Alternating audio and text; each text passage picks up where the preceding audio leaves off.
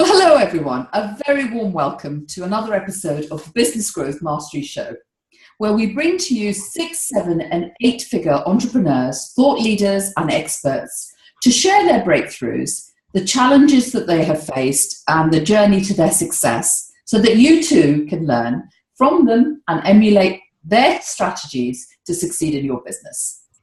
So today I am delighted to have with us Nancy Juetten, the Get Known to Get Paid mentor, who is also an author and a speaker. She is best known for creating sizzling speaker sheets and bios to help her clients and emerging speakers create real impact with their unique messages so that they too can get known and paid for their work. But before I bring Nancy on, I want to tell you just a little bit more about her. Luminaries including Alex Mendosian, Laura Langemeyer and Christine Closer, just to mention a few, sing her praises for very good reason. You'll see why. Her sizzling speaker sheet and brilliant bio now, templates, systems and natural talent with marketing messages guide her clients and fans and followers to attract her more to their ideal clients and speaking gigs at her low. What a lovely idea.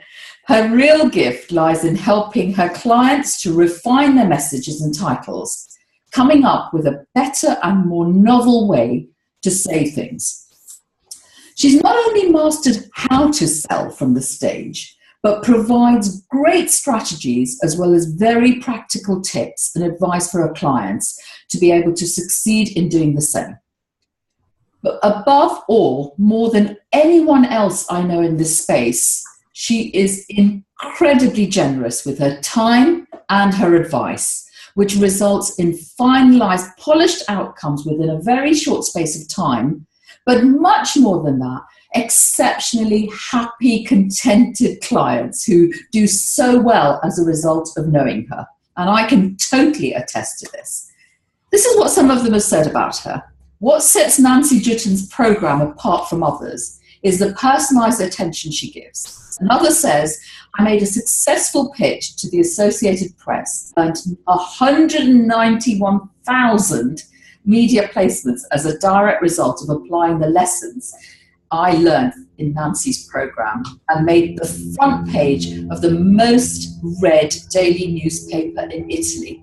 Wow, praise indeed. So without further ado, let's meet her. Welcome, Nancy. A very warm welcome. Delighted to have you on the show today. Thank you. I'm really happy to be here. What a great intro. Thank you. Well, it's all you. I'm just relaying it for all those who perhaps don't know you. As I said, everything in there is so very true and so much of what I know about you. I've known Nancy for a while, for those who don't know her, and I can absolutely, as I said, attest to the fact that this is very much her. What I love also is the way, one of the things I didn't say, and I want to say it here, is what really warms me to her is how she describes herself. She calls herself just a little bit quirky. And I can tell you, Nancy, we love quirky. So you're welcome. So why don't we start by getting to know you personally a bit deeper? Because I'd like you to share with us some of your earliest memories of what you wanted to be when you grew up. Can you share that with the audience? Sure. You know, my dad was an actor in Hollywood, and I grew up in the shadow of the entertainment industry, so I watched a lot of television, and I remember thinking that my dad was the star and I needed to fade into the wallpaper to survive. Interesting. And, so I watched a lot of television and didn't feel super important, because when you're living in the shadow of a star, you just sort of take up space and do your best. Yeah. And I remember seeing this commercial on TV about the Tootsie Pop, and it said, how many licks does it take to get to the center of a Tootsie Pop?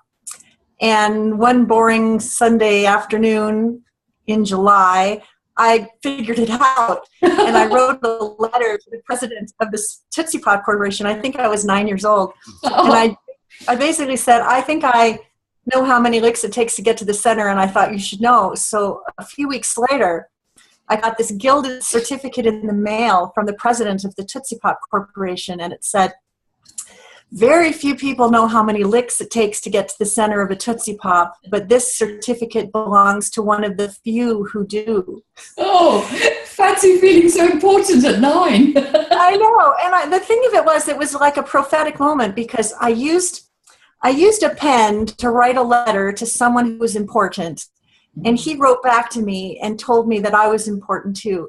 And I knew at 9 years old that I was going to be using words and the pen to help others look important. And that's exactly what I've done all of my life. And so it was really a seminal moment getting that letter back, because I think we all want to be seen, heard, and celebrated for what's special about us. And that's the foundation of everything that I do in my business with my clients.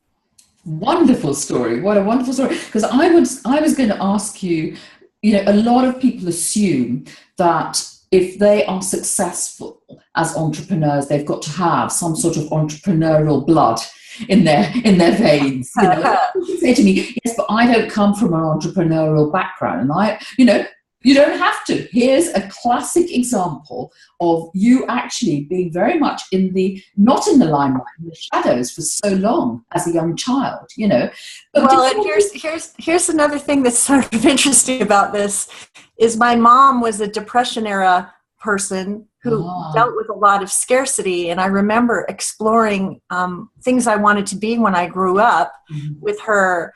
And I remember her saying, learn how to type and type really fast. You'll always be able to find a job. Yeah. And so I remember being put in typing class at like 8 years old in summer school, learning how to type.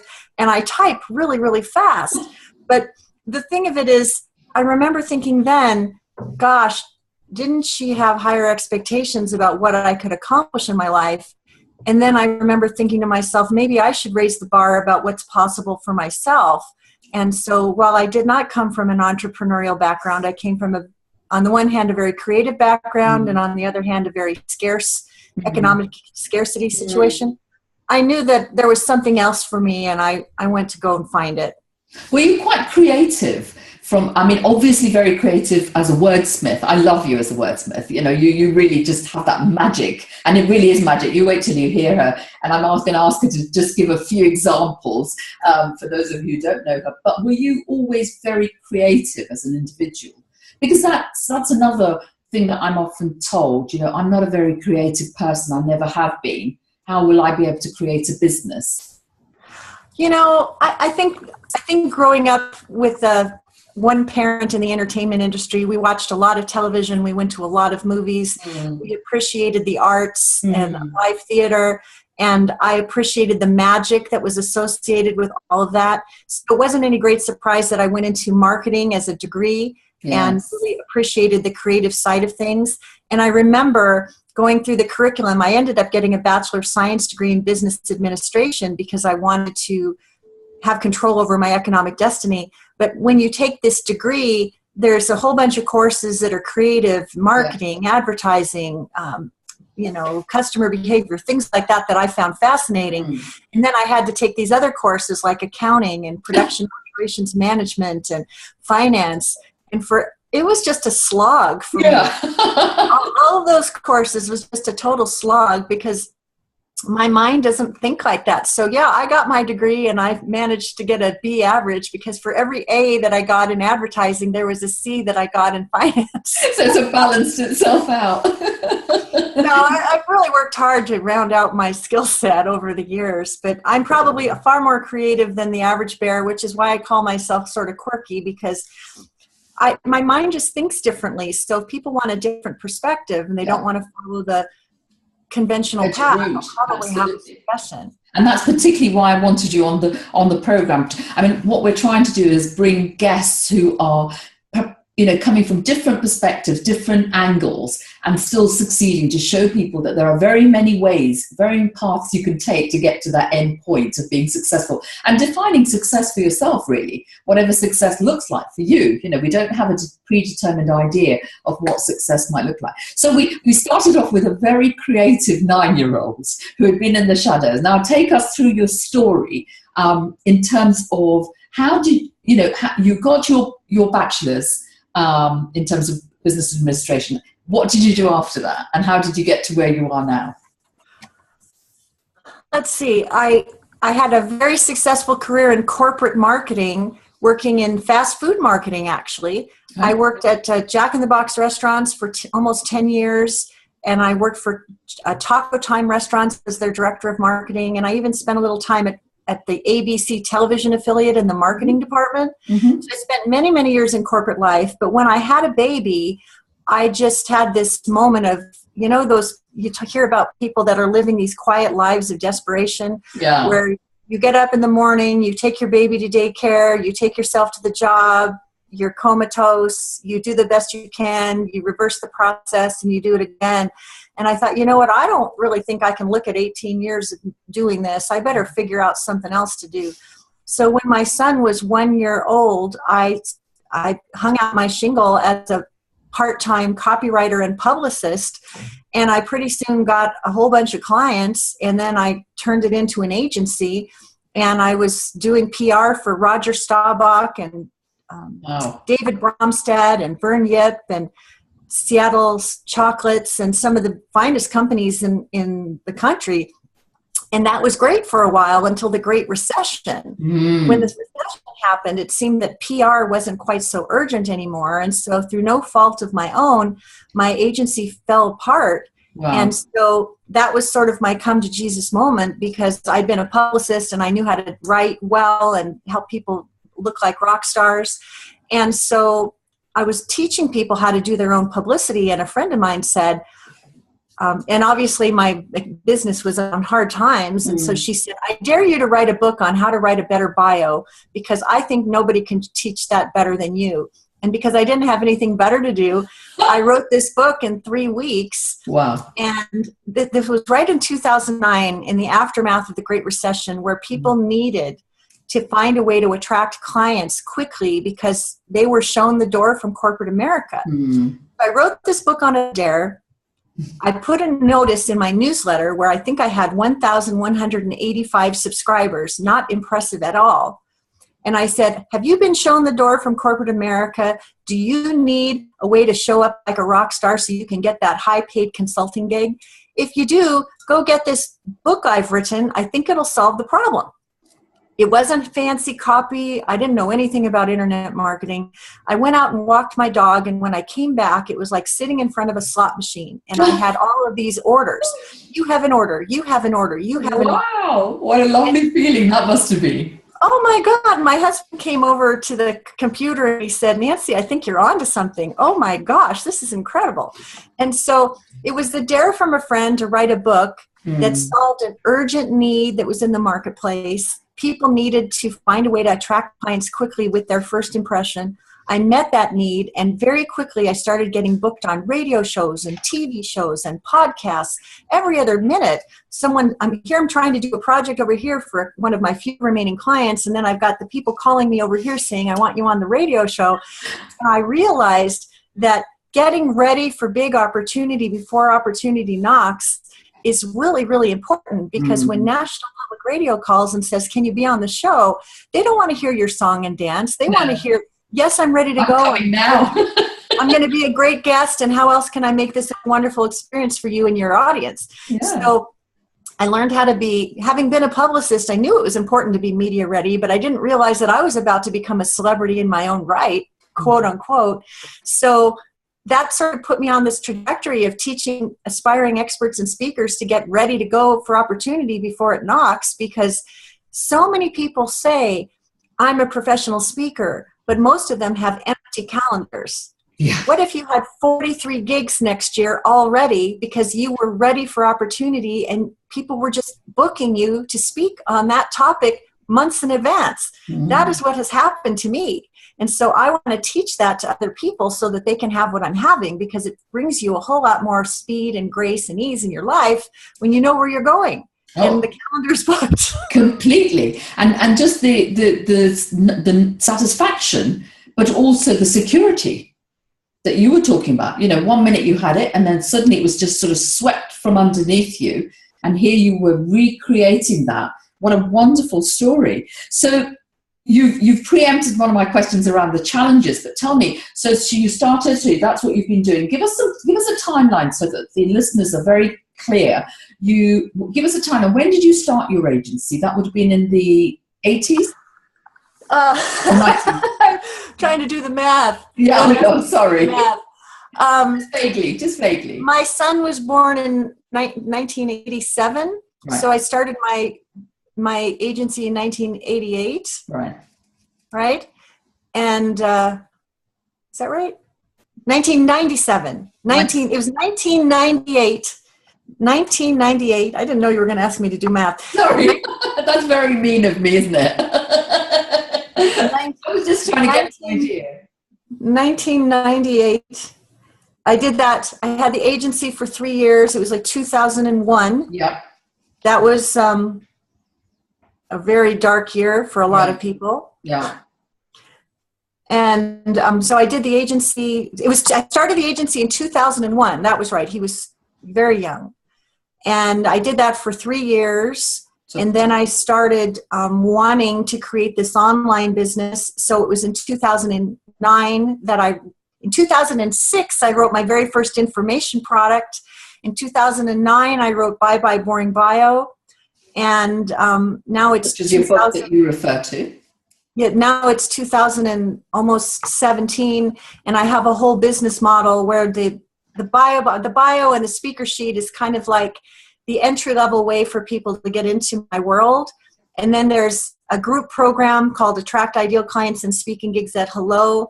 And then there's a private mentoring program called the Get Known to Get Paid Private Mentoring Program. Mm-hmm. And I also do VIP days to help people get known and paid. So this whole thing, it was like a step-by-step. I know I'm going to be doing business online. I want to have control over my destiny. So I created a whole body of work that is now alive and well and serving people around the world, which would be one other thing I might point out sort of interesting. When I was doing PR, I remember people saying, you're a really good publicist. You could serve clients around the world. And I discounted it. And then when I started teaching people about bios and speaker sheets and getting known, people were saying, you could teach people around the world. Well, that was the second time people had said, you have a global business. Well, by the time the third person said, you should be thinking bigger, my accountant told me that 95% of my business was coming from outside of my own hometown. Interesting. And I truly had built a global business.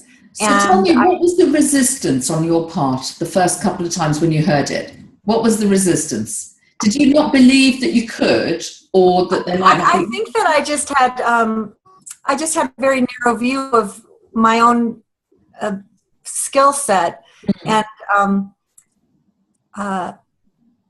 I think there was mindset issues to tend to, like so many of us have to tend to that. Absolutely. And those of you who know me in the program will know that mindset is key. Systems and processes are fine. Having a great program is fine, or whatever you sell is fine. But you've just absolutely hit it on the head. Good on you, Nancy. Well, and if I could be totally transparent, which is totally the way I am. Yep. When I got really serious about growing my business, I invested in myself in a very high-end mentoring program with someone who was really there to kick my proverbial behind into a whole new gear.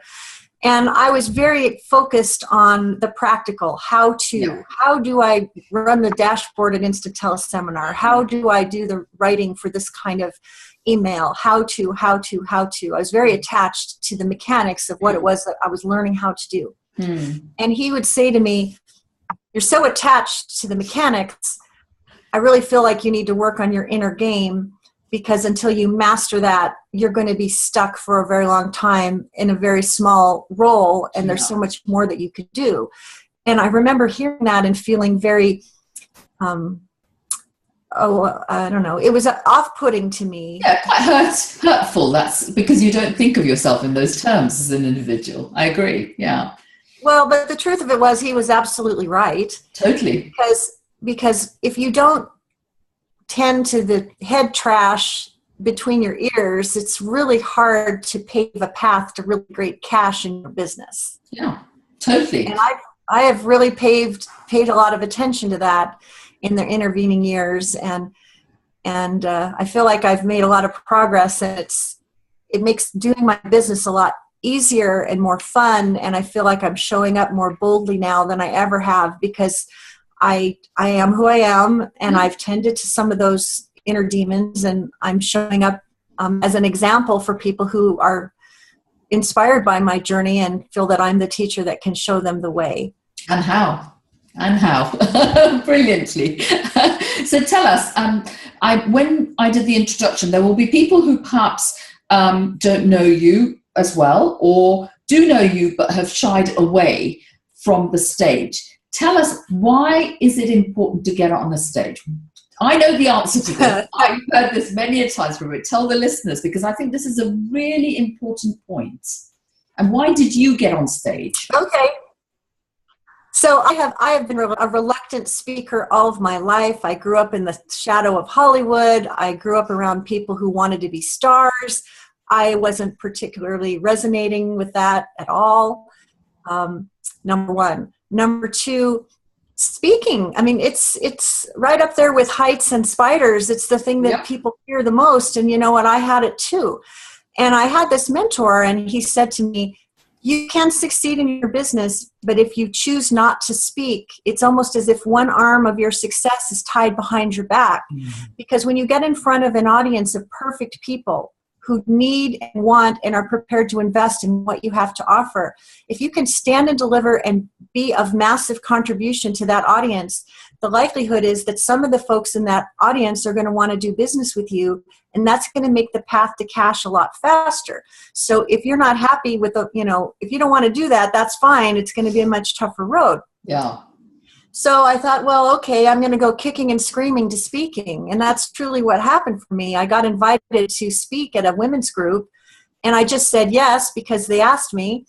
And because I was a reluctant speaker, I had hold on to the podium for dear life, lean on PowerPoint like a crutch, and pray for the presentation to be over disease.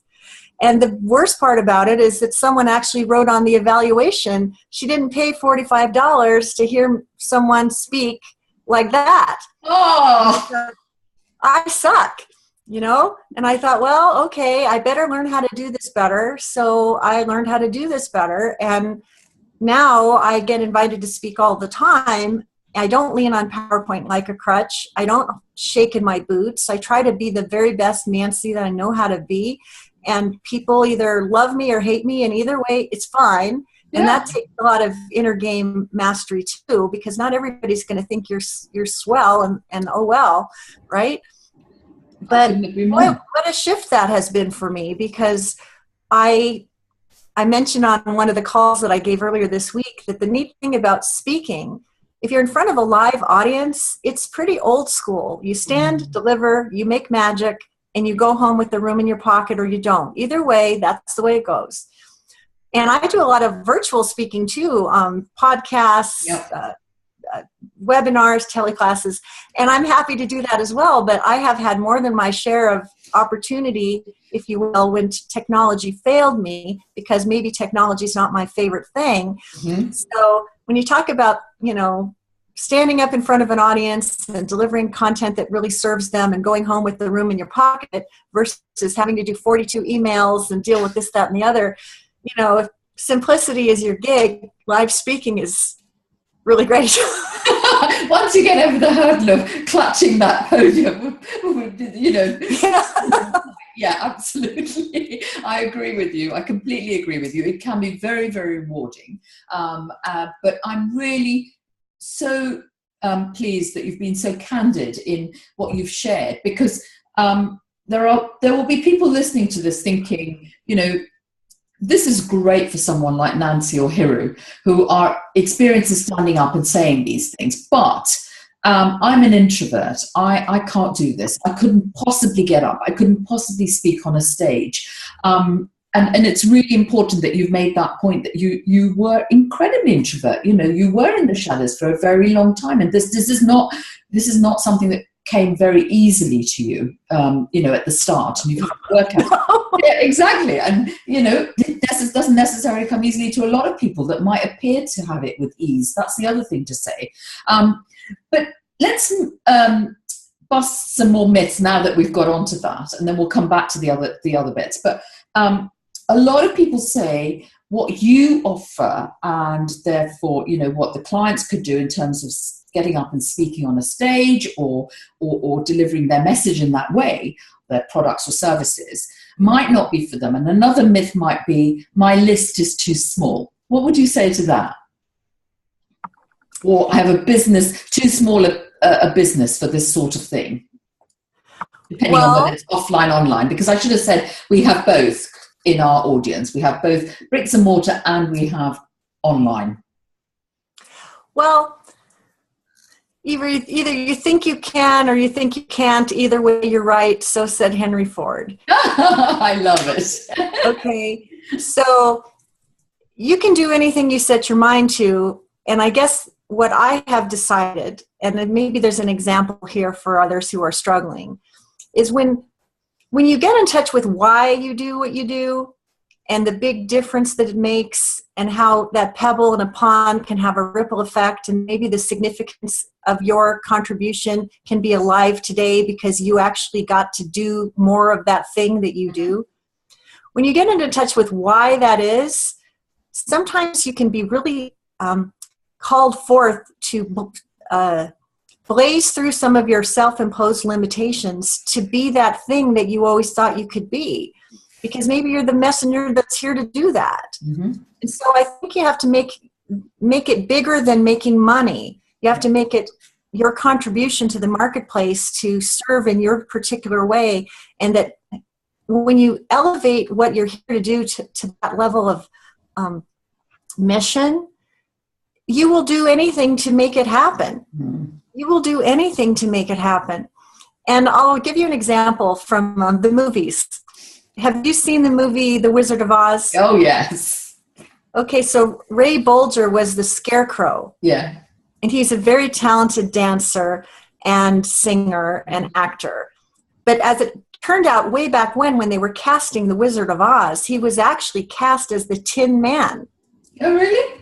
And he knew that he was a dancer and a singer. He knew that if he could be the Scarecrow, it would change the trajectory of his life. Mm. So even though some other people might have said, I'm just glad I got a role in the film, he fought for a meeting with the producer, and he said, I'm really thrilled to be part of this film, but I want to be the Scarecrow, and here's why. And he pushed hard for the role because he knew that the whole world would change and people would remember him fondly, and like that would be the perfect role for him. Mm-hmm. And he got that role, and what do you know? Now we remember him, so fondly in the perfect role of his life. Absolutely. We all have a perfect role that we're supposed to play. How bad do you want it? Yeah. I really feel like I'm gifted to help people get clarity on their messages so they can step up and shine and stand out and be brilliant. And it's not about me, it's about them. Yeah. And so, maybe I'm not the best speaker, but I've got a lot of heart and people feel it. Maybe I'm not, we all have limitations. Of course. But I have considered myself an introvert all my life. And so I show up and serve because I think there's something bigger for me and for others. And, after I do a big speaking gig, I might have to take the day off the next day to recover. So you just sort of have to bend and sway with your personality and your sensibility and know what your boundaries are. But don't let your boundaries fence you in. Work around your boundaries so that you can expand and do your thing, because the world needs what you have to offer. And why would you not share that? It's a disservice to people not to share. Absolutely. What a lovely term. I want to take us back. I think those are brilliant examples because they really do bust those myths that people have about, I couldn't possibly get on the stage, I couldn't possibly do this for my business. But I want to take it back to you personally. I recall, you saying earlier about the fright that you had of getting up on that stage, and that you made yourself better. You went and you got yourself, taught yourself things through others and made yourself a much better speaker. So you didn't just get it right first time round. You recognized it and you just kept going. And I wanted to make sure people didn't lose that real nugget, in there that as we were going through it. So you had a successful agency that dived. unfortunately, through no fault of your own. You picked up again, your online business started to take off. When did you really start to feel that now I'm starting to make some reasonable money in my business and I'm starting to get stability and security in my business? When did that come for you?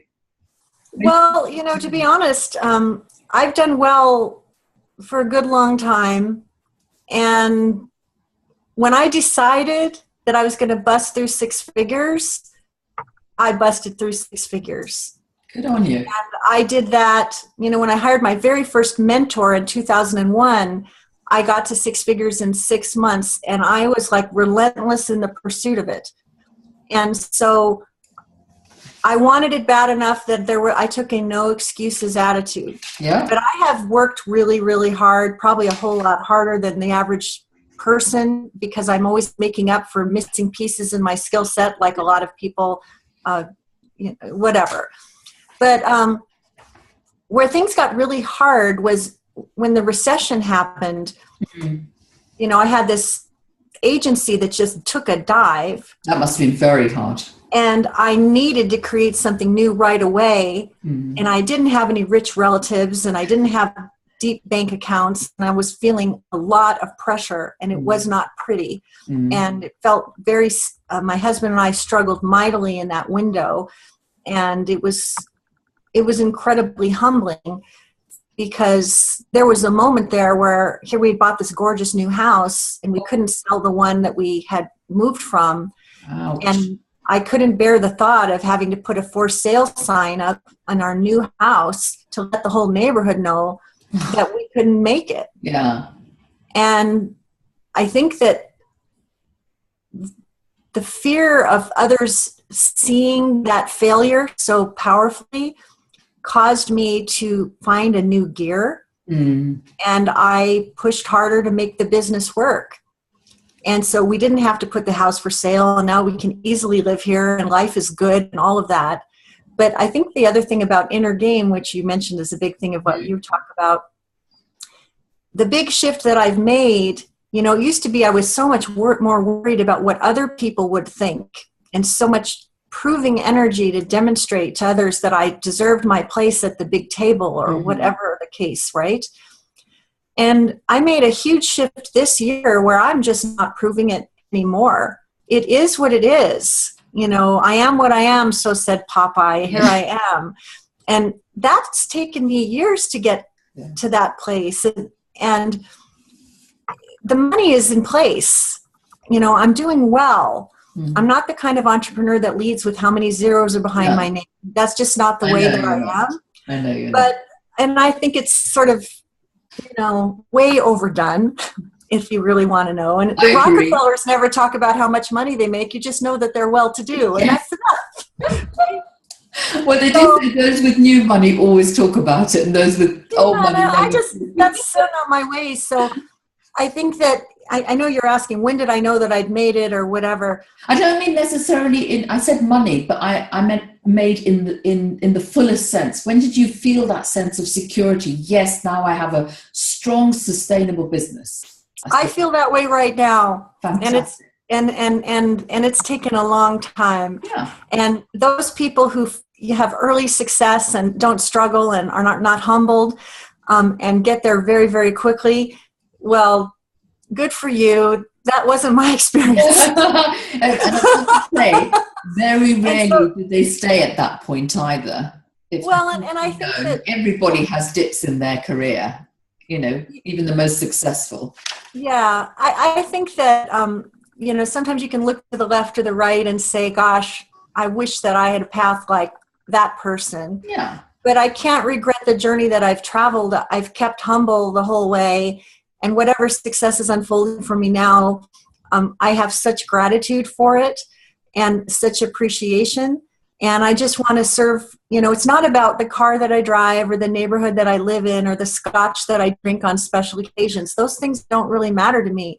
What matters to me is that I'm making a big contribution to the clients that I'm lucky to work with. Of course. And just yesterday, I got an email from one of my private mentoring clients who has lived a beautiful life, but has never earned her own money, ever. Oh, right. And she's 76 years old. Wow. And taking her business very seriously in the encore of her life.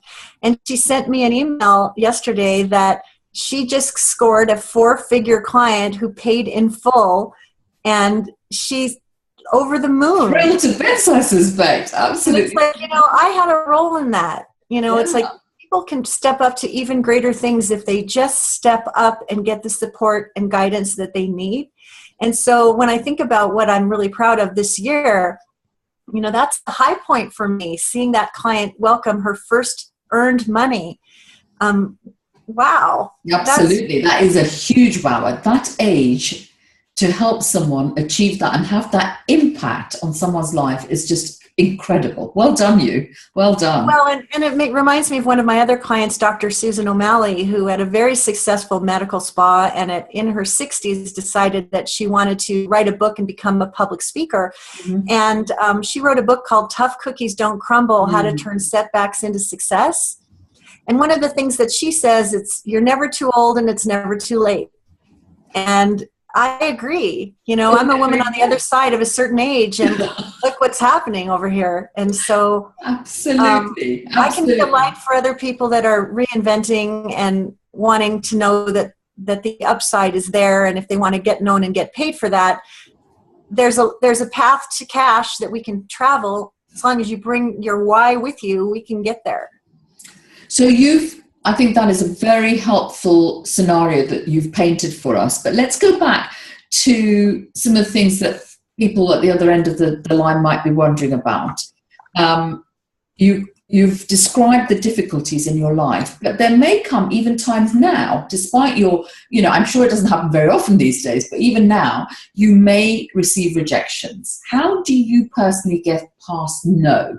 Because that's the biggest anxiety independent business owners have to deal with on a daily basis, whether you're a coach, a garage owner, or an author, whatever you are. That rejection is the hardest thing people need to get past. How do you deal with that on a personal level? Well, 3 words: bless and release. Good. And then if I could add a couple of more. Yeah. If you find you're getting no a lot, and the same objections keep coming forth, that may be a cue that learning to master the art of the high-end sales conversation would be something to pursue along the path to your own mastery. Yeah. Because we have to take responsibility for our results. And if people are saying no to us a lot, then what is it about our approach? What is it about our message? What is it about the way we are showing up and being in that situation that is inviting that? Because it isn't always, we're ultimately responsible for our own results. Absolutely. And in my own situation, listen, I may be a reasonably good speaker and I may entertain and make people wink and grin when I deliver from the stage. But sometimes what people want is, can you convert 50% of the room every time you take the stage? And if someone has that parameter, I have to come clean and say, I haven't got that down to a science just yet. And if that's a requirement, I'll have to sit this one out, because I don't want to sell myself into a situation where I can't deliver on the promise. Absolutely. And so I think that we should all pay attention to our numbers. If you do 10 enrollment conversations and all 10 of them are no's, you need to ask yourself, am I talking to the right people? Is my message right, I guess? Is my message right? Yeah. Am I on the money? Yeah. If you talk to 10 people and 5 people decide to become your client, buckets of awesome sauce to you. See how you can improve on that even more. So rejection, you're not everybody's glass of tea. And, I just completed a launch, and we finished last night at midnight, and it was a good effort and a great result. Well done. And thank you. But what I say to myself is, I'm going to give it everything I've got, and I'm going to intend that the perfect people are going to say yes to my invitation, and I'm going to get the privilege to serve them on their path to getting known and getting paid. If you're the perfect person and you're in the program, I'm going to be there for you, and I'm going to, I may not have gotten thousands of people into the program, but I got the right number of people in the program, and I'm going to take darn good care of them. So quality over quantity, always been my motto. Definitely. Well, and something we had talked about in the green room before we started recording is that everyone has a different definition of what success means to them. Absolutely. And some people want to have thousands and thousands of people in their leverage group programs, and that's their preferred way. Yeah. And I prefer to have a jewel box of amazing, highly action-taking people that I can actually create a relationship with. I don't know how you can create a relationship with thousands of people in a group program and make everybody delighted and satisfied. Yeah. So for me, that's, and given my somewhat introverted nature, I really prefer a more intimate jewel box kind of community where I can treat everybody like a treasure and make sure that everybody gets what they came for. So being clear about what success means to you is really important. And so I'm kind of reminded about Michael Phelps, the award-winning Olympic athlete. He doesn't look to the left or the right to see who's swimming with him. He's just looking to the finish line and intending to be brilliant. And I think we can have our attention divided and look to the left or the right and get distracted, and get clarity about what success means to you and what shape that's going to take. What kind of a model have you created? What kinds of leverage programs are going to be right for you? If you like to do private mentoring, then don't apologize for it. Because I like to do private mentoring, and it's one of the best ways that I love to work with people. Yeah.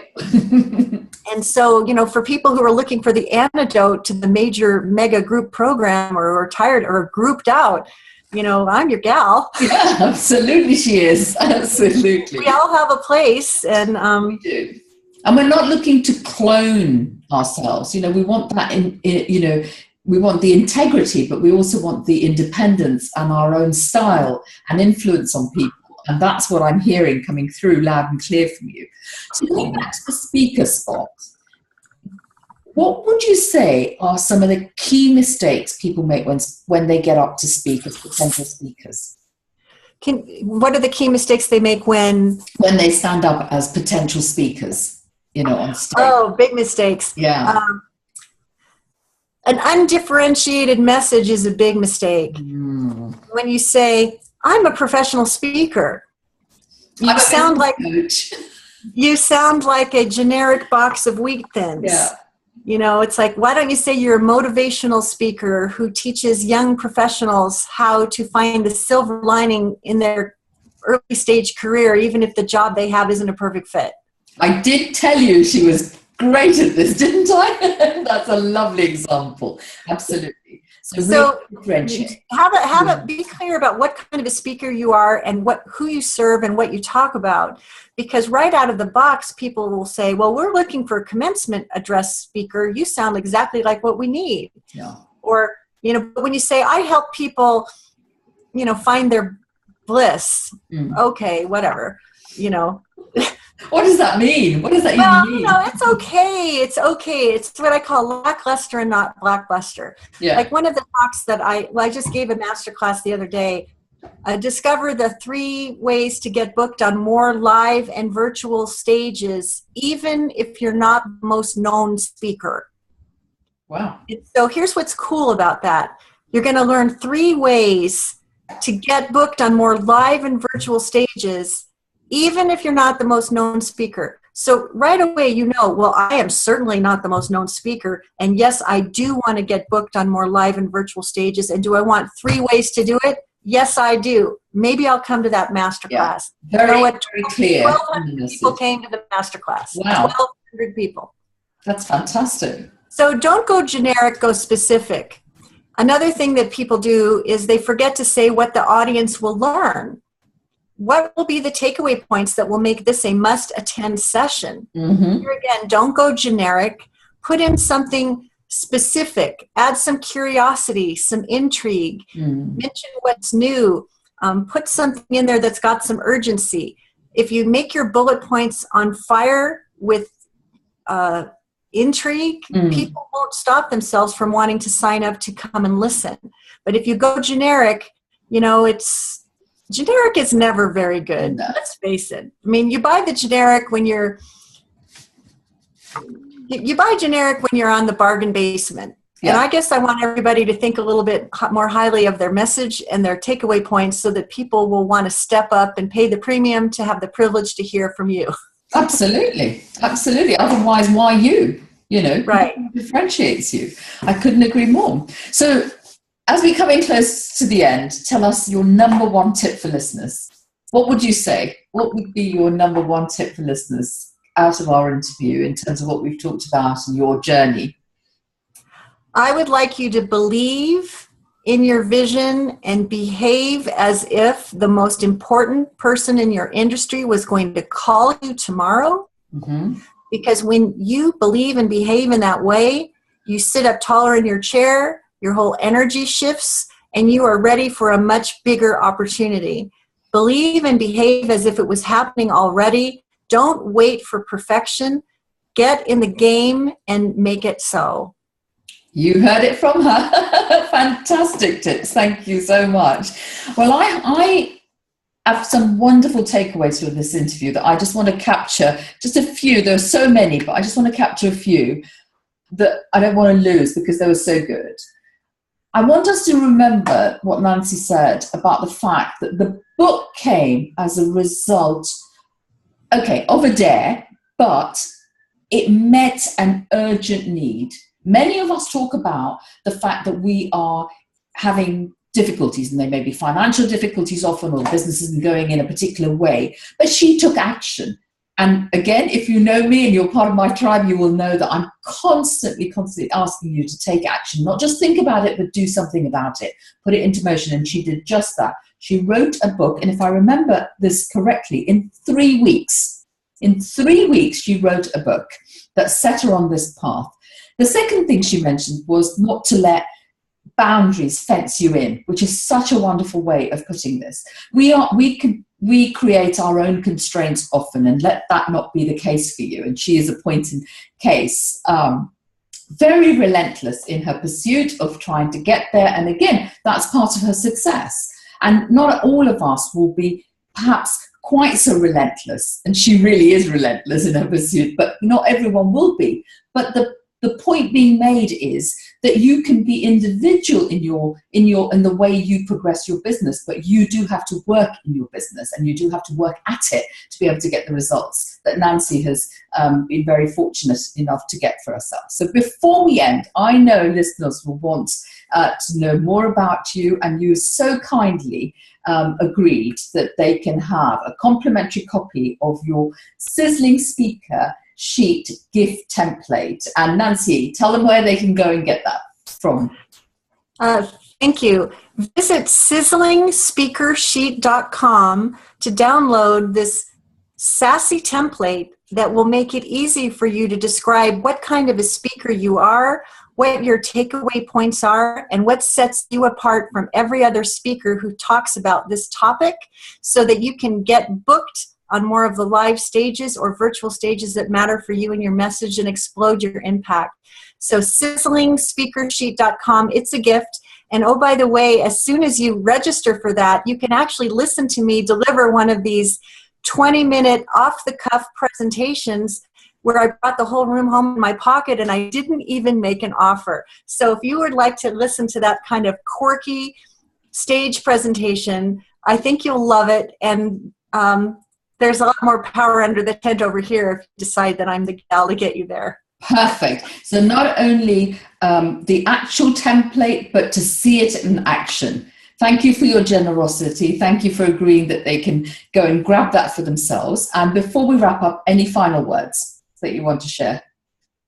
Well, thank you so much for having me.